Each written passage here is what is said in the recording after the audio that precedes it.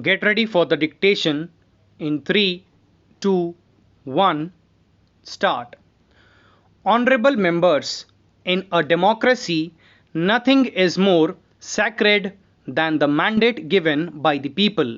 The people of the country have given this mandate to my government for the making of a new India. A new India which takes pride in the glory of our ancient culture and which enriches the 21st century world with the power of its knowledge. A new India in which, besides finding solutions to old problems, new chapters of development are written. A new India in which adequate facilities and new opportunities for growth are available for the poor, Dalits, women, youth, tribals, and minorities. A new India where every region develops, no region is left behind, where the benefits of modern technology reach the farthest end of society, and a new India which is at the forefront of the fourth industrial revolution and which attains new heights at the global stage. Honorable members, for making such a new India and for fulfilling the expectations of the people, my government is working with commendable pace and decisiveness to bring about changes in every field. It is the outcome of reforms at the grassroots level ushered in by the government in the last 5 years that there has been an unprecedented improvement in India's global ranking in several areas. In the World Bank's Ease of Doing Business rankings, India has leapfrogged to the 63rd position, moving up by 79 places. In the Resolving Insolvency rankings, India has moved from 108th to 52nd position, and in the Global Innovation rankings from 74th to 52nd position.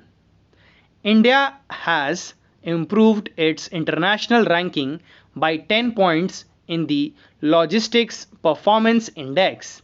India has moved from 52nd to 34th position in the World Economic Forum's Travel and Tourism Competitiveness rankings.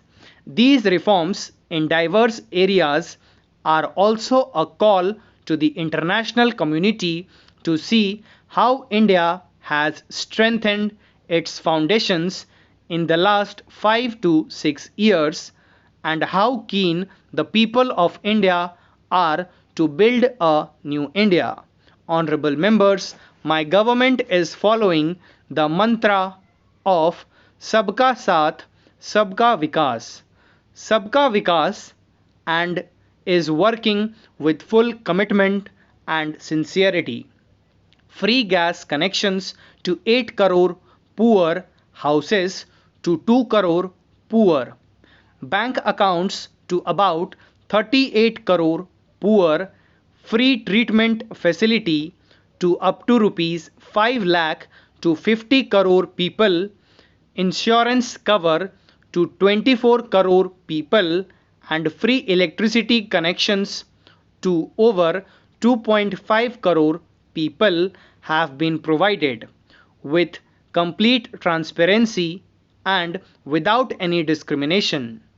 My government has provided equitable access to benefits and facilities of its schemes for the poor people of all religions and all regions, and has thus earned the trust of the people of the country.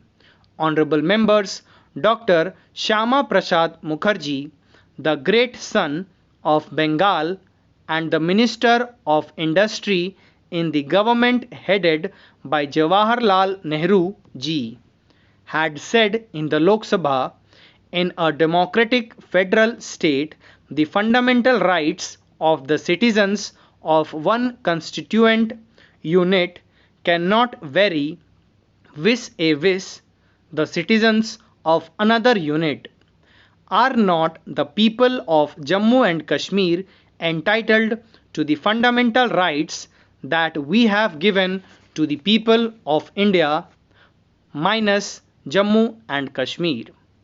Today, after 7 decades, the whole country is happy that the dreams of crores of freedom fighters, including Dr. Mukherjee, has come true, and the people of Jammu Kashmir and Ladakh, the Dalits and women from that area have also got the same rights as the people in the rest of the country. The abrogation of Article 370 and Article 35A of the Constitution by two-thirds majority in both the Houses of Parliament is not only historic but has also paved the way for equitable development of Jammu Kashmir and Ladakh. Through this House, I heartily congratulate the people of Jammu Kashmir and Ladakh for joining the mainstream of development. Stop. Thank you.